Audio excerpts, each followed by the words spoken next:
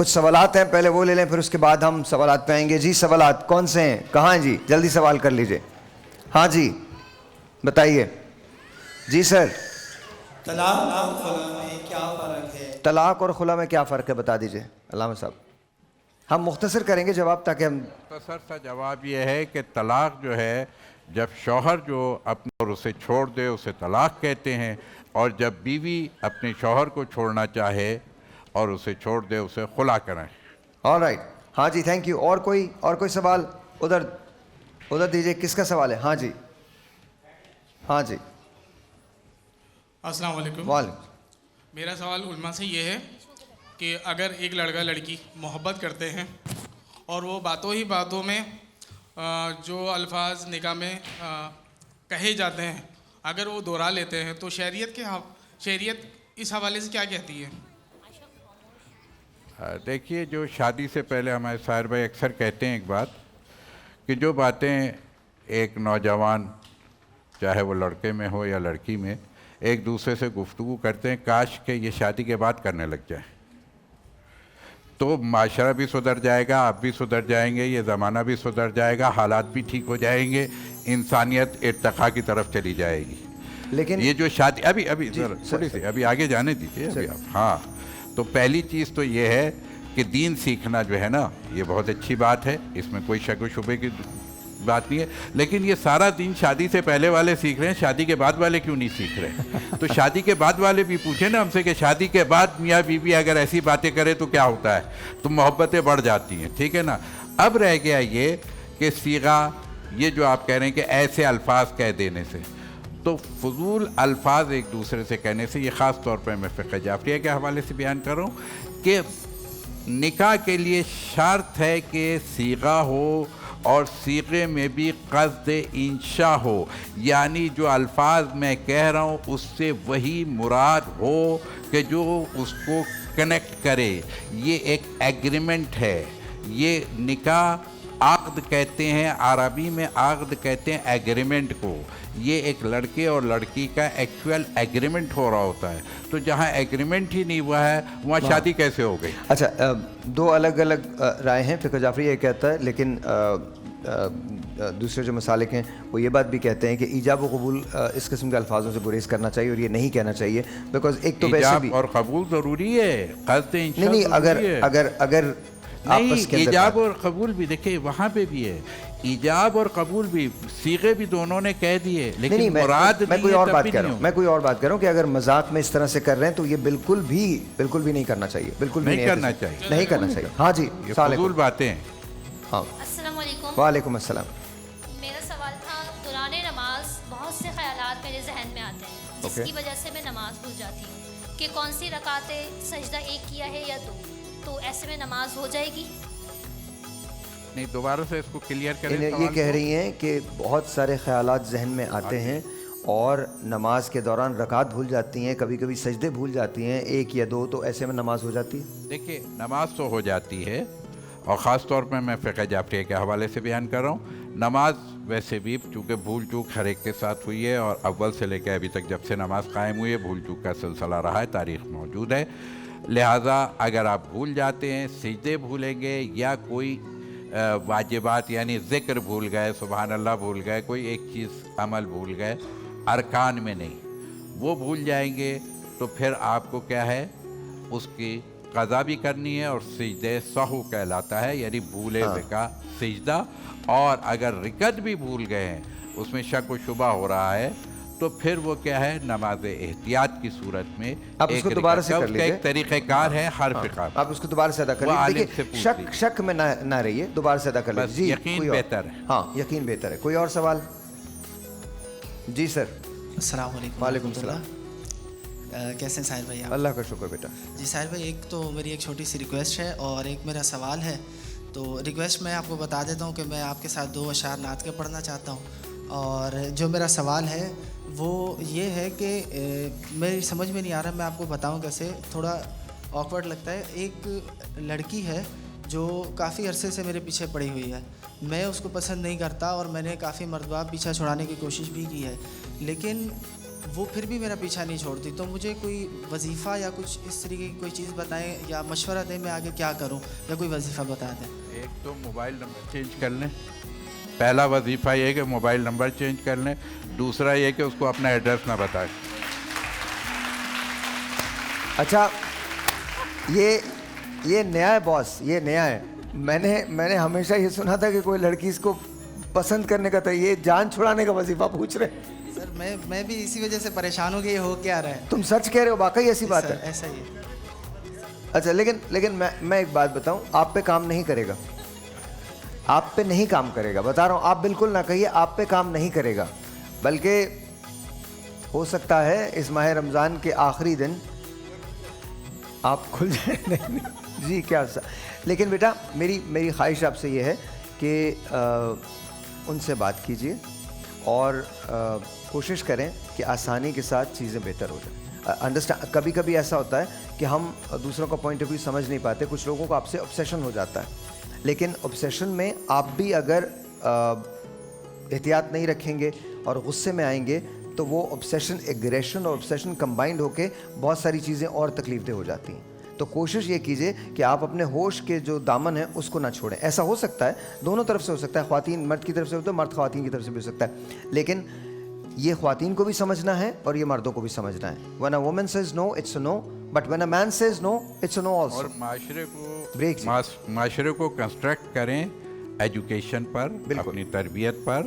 یہ سارا کلچر پورا کا پورا پاکستان کا, یہ خاص طور پہ میں یہاں تو اب میڈیا کو بھی تھوڑا سا کہہ دوں گا کہ خدا کے لیے کوئی ڈرامے اور بھی بنانے شروع کریں, سوائے ایک لڑکے اور لڑکی کی محبت پر. پورا ہم نے اپنا معاشرے کا اسٹرکچر کیوں ڈیولپ کر رہے ہیں, یہ اپنے اگلی آنے والی نسلوں کو ہم کیوں برباد کرنے پہ تلے ہوئے ہیں. ان کو کچھ تعلیم سکھائیے, ان کو ہنر کی طرف لائیے, ایسے کام بھی دیجیے کہ جس سے معاشرے میں ارتقاء ہو.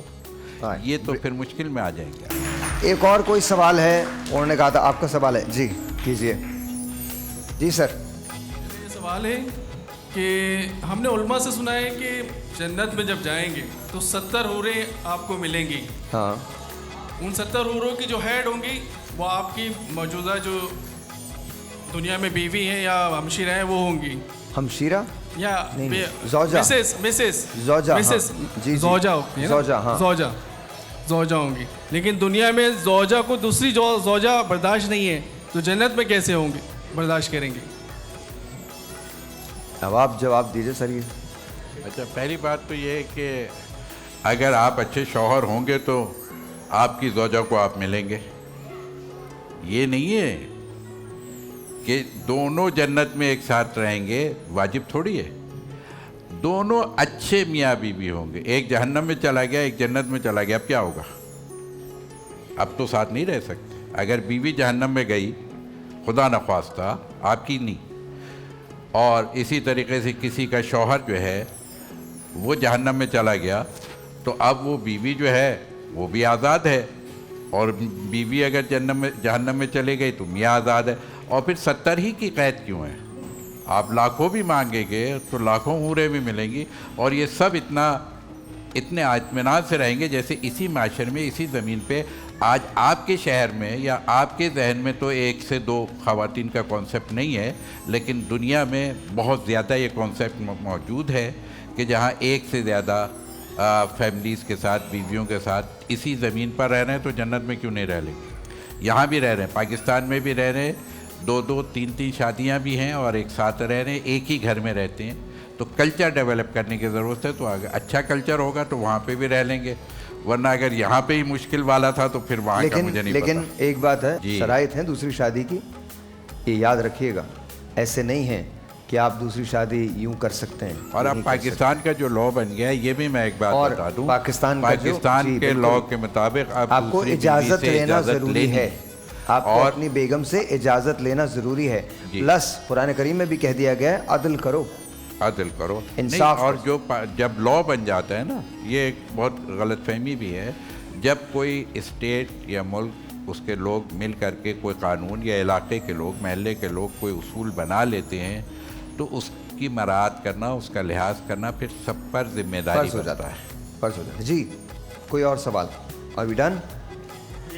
ایک اور سوال ہے. اوکے. السلام علیکم جی سر، یہ میں پوچھ رہا ہوں شریمہ کے حوالے سے کیا یہ آج کل لوگ شادیاں کر رہے ہیں، نکاح ہو رہا، بارات ہو رہی، پر ولیمہ نہیں ہو رہا، اس کا نام شریمہ کر کے دیا ہوا ہے آج کل یہ ٹرینڈ اگر چل چکا ہے. آپ مجھ سے پوچھیں میں نہیں سر سر، میں آپ سنیں، میں علماء صاحب سے سنا وہ علماء تو جواب دے، میں پہلے ایک جواب دے دوں سر. دے دے سر. میں کہتا ہوں نکاح کریں، گھر لے آئیں، ختم ہو گئی بات. نہیں بارات بھی ہو رہی ہے، کچھ اور کرنے کی ضرورت نہیں. بارات ساری وہی ہوتی ہے بارات. میں میری بات سن لیجیے، اس کے بعد یہ جواب دیں سر گے. مہندی بھی ہو رہی ہے اور بارات بھی ہو رہی ہے، پر ولیمہ کہہ رہے ہیں تو وہ شریمہ کر رہے ہیں. تو تم یار ایسی شادیوں میں جاؤ جہاں شلیمہ ہو رہا سر ہے. میں جا ہی نہیں رہا اچھا ہوں. دیکھیے بات نہیں ٹھیک ہے، اس میں آسان سی بات یہ ہے کہ دیکھیے شادی کے بعد خوشی میں جو ولیمہ نام دے دینے سے فرق نہیں پڑتا ہے، اگرچہ کہ سنت ہے، فرض نہیں ہے. پہلی بات تو یہ کہ کوئی آدمی اگر عقد کرتا ہے اور اس کے بعد رخصتی کرتا ہے، ولیمہ نہیں کرتا، تو یہ فرض کام نہیں ہے، نہیں کرے، کوئی حد نہیں ہے. لیکن اگر 5 آدمی کو کھلا دیں، 10 آدمی کو کھلا دیں، آپ مسجد میں لے جا کے کھلا دیں، یہ سب ولیمہ ہے. آپ نے اپنے گھر میں جن لوگوں کو بلایا ایک وقت کا کھانا کر دیا، یہ ولیمہ. میں جو آپ سے بات کر رہا تھا وہ یہی تھی، نکاح کیجئے، 10-15 لوگ بلائیے، ان کو کھانا کھلائیے، آپ کا ولیمہ ہو گیا، آپ کا ریسپشن ہو گیا، پر عمل ہو گیا، اس کا ثواب. اور ایک بات نکلی ہے تو پھر میں کر رہا ہوں. جہیز کی رسم کو ختم کرنے میں خواتین بہت مدد کر سکتی ہیں، بہت مدد کر سکتی ہیں. بالکل ایسے ہی جہیز کی رسم کو ختم ہونا چاہیے اور بالکل ختم ہونا چاہیے. دیکھیے میں آپ سے التماس کرتا ہوں، ریکویسٹ کرتا ہوں، آپ جب اپنے بچوں کی، بیٹوں کی، بھائیوں کی شادیاں کریں، خود کیٹیگوریکلی آگے آ کے منع کریں کہ جی نہیں جہیز نہیں لینا ہے. دیکھیے آپ منع کریں گی تو آپ کی بات کا اثر بہت دوسرا ہوگا.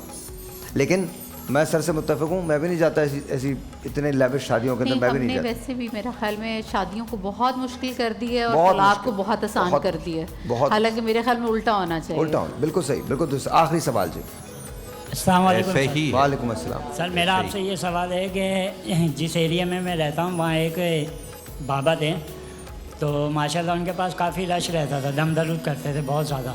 اب ان کی ڈیتھ ہو گئی ہے، تو ان کی جگہ پہ ان کا بیٹا آیا ہوا. پہلے وہ تھوڑا فیشن لیول تھا، مگر اب وہ گدی نشین یعنی اپنے والد کے اس پہ آ گیا ہے. اب جو بچہ دم کر رہا ہے نا، ان کا بیٹا جو دم کر رہا ہے، تو وہ اس پہ اتنا رش نہیں ہوتا. تو میرا آپ سے یہ سوال ہے کہ ان کے پاس دم کرانا جائز ہے یا جا سکتے ہیں یا نہیں؟ السلام علیکم. آپ جواب دیں گے سر؟ جی دیکھیے پہلی بات تو یہ کہ ایک بات میں عرض کر دوں، یہ دم کیا ہوتا ہے، یہ کوئی شرعی طریقہ تو کوئی چیز ایسی ہے ہی نہیں، اس کا کوئی تعلق نہیں ہے. باقی اگر آپ کو کسی کے ہاتھ رکھنے سے، کوئی دعا پڑھنے سے اگر آپ کو کانسیپٹ میں ہے کہ اس سے فائدہ ہوتا ہے تو فائدہ لے لیجئے. باقی یہ کہ اس کا کوئی دم درود کوئی اس طریقے سے نہ شریعت میں ہے، نہ اللہ نے رسول نے دیا. ضرور یہ دعائیں ضرور موجود ہیں کہ آپ یہ پڑھیں تو اس کے یہ اثرات ہیں، یہ پڑھیں گے تو اس کے یہ اثرات ہیں، اور سائر بھائی کا دم کرائیں. لیکن بس میں کہوں گا ایسے کے پاس نہ جائیں کہ جو دم کرتے کرتے کہیں اس کا ہی دم نہ نکال دیں. اور میرے پاس بھی نہ آئے، خدا کا واسطہ میرے پاس بھی نہ آئے. میں اللہ تعالیٰ کہتا ہے کہ میں تمہاری شہرت سے زیادہ قریب. میں آپ کو وہ جو ڈاکٹر صاحب نمازیں موجود ہیں، ہر چیز کا علاج. اچھا نہیں جی، میں یہ بسم اللہ کا ایک ورد ایسا ورد ہے کہ ہر امراض کے لیے آپ دوا کھانا چاہیں بسم اللہ پڑھ کے کھائیے. آپ نوکری پہ جانا چاہتے ہیں، دم بتا رہا ہوں میں آپ کو، لیکن کرے گا کون یہ اتنا آسان ہے کہ ہر ابتدا سے پہلے جس نے بسم اللہ پڑھی اس کا کام ابتر ہو ہی نہیں سکتا، وہ مکمل ہوگا، کامیابی پر منتحل ہوگا. اچھا دیکھیں، میں نے آپ کو ایسے چھوا، کچھ ہوا نہیں ہوا نا، کچھ بھی نہیں ہوا نا. اب دیکھیں میں آپ کو یہ بتا رہا ہوں، سنیں غور سے، اور یہ سب کو کہہ رہا ہوں. آپ لوگ ہزاروں روپے ضائع کرتے ہیں، ہر کام لاکھوں روپے ضائع کرتے ہیں. وہ تدبیر نہیں کوئی بات نہیں. میں صرف آپ کو یہ سمجھا رہا ہوں، خدا کا واسطہ، خدا کا واسطہ، خدا کا واسطہ اپنے آپ کو پہچانے. ابھی مولانا صاحب نے آپ کو بتایا ہے، علامہ صاحب نے آپ کو بتایا ہے، خدا کا واسطہ پہچانے. نماز روزہ یہ کیجئے، اللہ تعالیٰ کی کتاب آپ کے پاس ہے، اور قرآن کریم کو اردو میں پڑھنے کی کوشش ضرور کیجئے، ترجمے کے ساتھ. کوئی چیز سمجھ نہ آئے تو اس کی تفسیر جاننے کی کوشش کیجئے. ہمیں ان تمام چیزوں سے آگے نکلنا ہے، ان تمام چیزوں سے. دیکھیے وہ بہت پہنچے ہوئے ہوتے ہیں نا، وہ ظاہر لوگوں پہ نہیں ہوتے، وہ اس طرح سے ظاہر نہیں ہوتے. جو بہت پہنچے ہوئے ہوتے ہیں ان کے بارے میں تو آپ کو پتہ بھی نہیں، پتہ بھی نہیں چلتا بیٹا ان کے بارے میں. جی نہیں، ویسے بھی اگر آپ کو آیات وغیرہ نہیں آتی تو آپ میں آپ سے ایک سوال کرنا چاہ رہی ہوں کہ میرے ہسبینڈ جو ہیں جیسے پانی کا کام کرتے ہیں. یہ ہے جی جی. تو یہ مطلب घरों में मतलब वाटर सप्लाई करते हैं, लेकिन ये तकरीबन 3 साल से कर रहे हैं। हमारे माली हालात मतलब बेहतर ही नहीं हो रहे हैं, मतलब दिन ब दिन पीछे की तरफ। अभी तकरीबन पिछले साल की मतलब बात है कि हम घर में मतलब थे, मेरे हस्बैंड सो रहे थे उस वक्त। वैसे तो सुबह ही उठ जाते हैं फजर में, लेकिन पूरी छत गिर गई थी आके इनके ऊपर घर की। तो लेकिन अल्हम्दुलिल्लाह ये मेरे लिए एक मुआवजा है। मेरे हस्बैंड को अल्लाह पाक ने दूसरी ज़िंदगी दी है। मेरे भर उस वक्त तो बहुत क़यामत का मंज़र था कि मैं बता नहीं सकती, बयान नहीं कर सकती कि उस वक्त क्या हालात थे कि मेरे को ऐसा लगा था कि बस अब ये नहीं बचेंगे। और मैं खुद एक सिलाई कर रही थी, मेरी मशीन सिलाई मशीन जो कि लोहे की रखी हुई थी वो टूट के चकनाचूर हो गई, और ये मलबे के अंदर पूरे दबे हुए थे कि कहीं से नज़र नहीं आ रहे थे। और मैं चीखती हुई नंगे सिर नंगे पैर बाहर भागी मदद के लिए। तो मैं ये कहना चाह रही हूँ कि मतलब उसके बाद से हालात, उससे पहले से मेरे हालात इतने ख़राब हैं कि मैं बहुत कोशिश करती हूँ, नमाज़ पढ़ती हूँ, तहज्जुद पढ़ती हूँ, बहुत दुआएं करती हूँ, लेकिन मैं जब जब नमाज़ पढ़ती हूँ ना तो मुझे ऐसा लगता है कि जैसे मेरे साथ कोई पीछे नमाज़ पढ़ रहा है। मुझे बिल्कुल ऐसा लगता है। अच्छा, वो अलामा साहब आपको बाद में इसका जवाब देंगे। मैं आपको एक बात कहता हूँ, हम ना उन नेमतों का शुक्र अदा नहीं करते जो हमारे पास होती है। ये आपकी बेटी है और आप हैं सर, और आप सर 1 मिनट, ये है ना, इनके भी लगी थी। बंद करें, मेरा ज़रा माइक बढ़ाइएगा। 4 नवंबर मेरी ज़िंदगी का वो दिन था पिछला साल, जब मुझे ये नहीं पता था कि क्या होना है। आपके पास आपके हस्बैंड हैं उस हादसे के बाद, ये अल्लाह ताला का करम है। इसमें एक जुमला मैं यही कह दूं, जो आपने बात की ना, जी कि ये बता दीजिए कि उस इतना बड़ा हादसा हुआ और वो बच गए, तो कोई आपके साथ तो था? हाँ बिल्कुल बिल्कुल कोई बिल्कुल सही आपकी बात मदद है। तो कर रहा था। और आपके लिए मैं ख़ास तौर पे कह रहा हूँ, आप लोगों के लिए अल्लाह ताला ने आप लोगों को एक दूसरे को दिया है। आप कह रही है ना कि आपके पीछे कोई है, आप यकीन माने बिल्कुल है। इसी वजह से आपकी बेटी भी और आपके हस्बैंड भी खैरियत से हैं। ये पीछे है तो है ना, और आप यकीन माने आपके हालात ठीक हो जाएंगे इंशाअल्लाह ताला। मैं आपको एक चीज़ बताऊं, कोई मसला नहीं, मैं आपको एक चीज़ बताऊं। एक काम कीजिएगा, फ़ोन है आपके पास, है ना, उस फ़ोन में काबे की एक तस्वीर अपलोड कर लें, ठीक है, और उसे देख के दुआ मांगते हैं। मेरे नबी ने कहा था कि अगर तुम उम्रा करो, उम्रा करते वक्त तुम्हारी नज़र जिस वक्त काबे के पे जाए, जो दुआ मांगोगे वो कबूल हो जाएगी। तो ये मैंने अपनी ज़िंदगी में चीज़ अप्लाई की है, और कसम खुदा की, आप मेरे रेडियो का शो उठा के देख लें। मैंने एक शख्स को ये बताई, मैंने ऑन एयर की बात की थी, तो उस शख्स ने मुझे 1 महीने के बाद फ़ोन किया, और 1 महीने के बाद कहता है, भाई मैं डेली 10 से 15 हज़ार रुपये मेरा बेटा बनाने लगा है, हमारे रिस्क में कुशादगी आ गई है। अल्हम्दुलिल्लाह। इससे पहले शैतान क्या चाहता है? शैतान ये चाहता है तुम खुदा पे गिव अप कर दो, नाउज़ुबिल्लाह। इससे पहले कि तुम हार जाओ, जीतना शुरू करो। हज़रत अली फरमाते हैं कि जब तुम दिल से गरीब हो जाते हो और हुज्जतें ख़त्म हो जाती हैं, तो गुर्बत तुम्हारी तरफ यूं बहती है जैसे ढलान पे से पानी बहता है। और आपके पास जो कुछ है आपको अंदाजा नहीं है। अपने मसाइल को गिनना कम करें, अपने जो नेमतें खुदा ने दी है जरा उसको देखना शुरू कर दें, खुद ब खुद आप इर्तिका की तरफ जाएंगे। और आप सबके लिए कह रहा हूं, ताइफ में एक बात कह दूं कि बस कोशिश किया करें कि दिन में ये 4 कौल बहुत आसान है, इसकी जितनी कसरत से आप तिलावत कर सकते हैं कर लीजिए। हर किस्म के वसवासों से आपकी जान छूट जाएगी इंशाल्लाह। और एक बात, ज़रा साइलेंस 1 मिनट, उसके बाद मैं इनामात दूंगा। 1 सेकंड के लिए रुक जाइएगा। एक चीज़, अंग्रेज़ी की एक नज़म थी, उसका एक तर्जुमा था। एक माँ ने अपने बेटे के लिए लिखा था। बेटा 5 साल का था, एक बार घर से गया तो वापस नहीं आया। तो माँ लिखती है, अगर मुझे पता होता कि मैं आज के बाद तुमको कभी नहीं देखूंगी तो मैं अपनी आंखें दरवाजे पे रख देती। अगर मुझे पता होता कि आज के बाद तुम मुझे कभी नजर नहीं आओगे और मैं तुम्हारे माथे पे कभी बोसा नहीं दे सकूंगी, तो मैं अपने होंठ तुम्हारे माथे पे से कभी नहीं हटाती। अगर मुझे पता नहीं बार तुम मेरी उंगली पकड़ के चलोगे तो मैं कोशिश करती कि ये रास्ता क़यामत तक का हो जाए। اگر مجھے پتا ہوتا کہ آخری مرتبہ میں تمہاری ہنسی کی آواز سنوں گی تو میں اپنے کانوں کو صرف تمہاری ہنسی کے لیے مخصوص کر لیتی. اگر مجھے پتا ہوتا کہ میں آخری مرتبہ تمہاری مسکراہٹ کو دیکھوں گی تو میں کوشش کرتی کہ اللہ میری بینائی لے لے, لیکن آخری عکس تمہاری مسکراہٹ کا ہوتا. اگر مجھے پتا ہوتا. آئی نو بڑی مشکل ہے, ہم بڑی مشکل سے گزر رہے ہیں, لیکن ہمارے پاس کچھ نہیں ہے مگر ہم تو ہیں,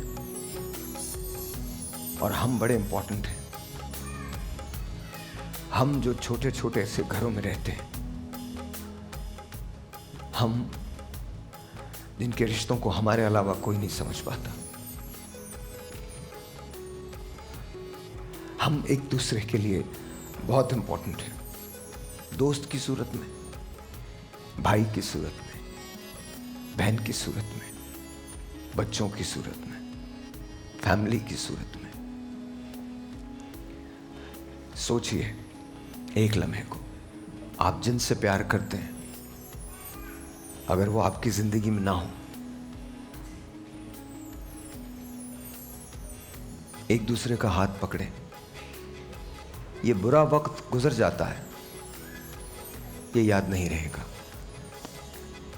میری بات یاد رکھیے گا. لیکن اگر آپ نے ان کو کھو دیا جو آپ کے ہیں تو وہ ہمیشہ یاد آئیں گے. خوشی کے موسم میں خیال آیا ہے, غم کے دن کتنے خوبصورت. ہم پاکستانی ہیں, مسلمان ہیں, یہی تو ہم ہیں. جب کوئی امید نہیں ہوتی تو بھی امید ہوتی ہے. جب ہر طرف سے مایوسی ہوتی ہے ماشاءاللہ تو بھی ہم امید سے ہوتے ہیں. جب ہمیں کچھ نہیں ملتا تو ہم ایک وقت کی کھا لیتے ہیں, سجدے میں سر کو چکا لیتے ہیں. کسی نے مجھ سے پوچھا تھا کہ ہم 14 اگست کی خوشی کیوں مناتے ہیں. اگر میری زندگی میں 1 کروڑ 14 اگست آئیں تو میں اس 1 کروڑ 14 اگست پہ دنیا کا سب سے زیادہ خوش آدمی ہوں گا. کہ جیسا بھی ہے ہمارا ہے, اسی مٹی میں جنمے ہیں, اسی مٹی میں مرنا ہے. اس سے پہلے ہم سب کو بہت کچھ کرنا ہے. ایک ساتھ جینا ہے, ایک ساتھ رہنا ہے, ایک دوسرے کے دکھوں کو سمجھنا ہے. آپ اپنے آپ کو کسی طور پہ یہ مت سمجھو کہ آپ کے پاس کچھ نہیں ہے. مٹی میں جا کے سب ایک جیسے ہو جاتے ہیں. امیر کی قبر بھی اتنی ہی ہوتی ہے جتنی آپ کی ہے. کفن وہی لٹھے کا ہوتا ہے. قبرستان میں سے ہڈیاں نکال لیں, آپس میں جوڑ لیں تو آپ بتا ہی نہیں سکتے کہ اس کی ہڈی کون سی ہے. اور پھر سب سے بڑی بات, فیصلہ خدا کے ہاں ہونا. آپ کو نہیں پتا کہ اسے آپ کی کون سی چیز پسند آئے, کون سی ادا پسند آئے. اس لیے کبھی بھی خدا کی رحمت سے مایوس نہ ہو. آپ ہیں, خدا ہے, یہ کافی ہے. All right.